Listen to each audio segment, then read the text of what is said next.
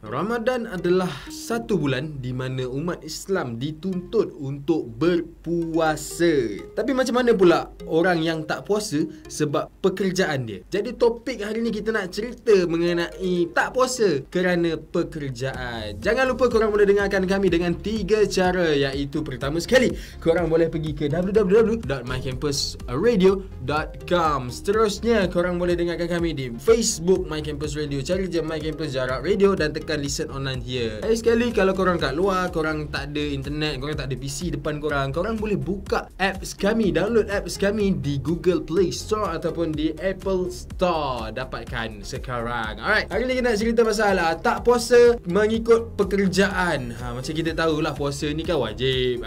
Bukannya kita boleh pilih pekerjaan-pekerjaan mana yang kita boleh tak puasa.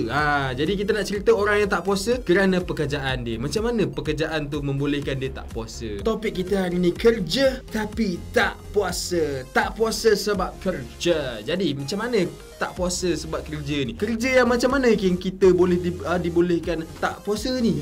Sebenarnya puasa ni kan wajib, rukun. Kita tak boleh menidakkan dia. Macam mana pun kerja kita. Tapi ada pendapat yang mengatakan sekiranya orang itu bekerja berat, buruh kasar semua sampai memudaratkan kesihatan, barulah dibolehkan tidak berpuasa. Tetapi dengan syarat perlulah membayar fidyah. Tapi kat sini kita nak tanya pendapat-pendapat korang dekat luar sana. Macam mana pula kalau pekerjaan tu pekerjaan yang apa orang kata tu, ya Allahu Akbar, mengambil kira nyawa orang lain.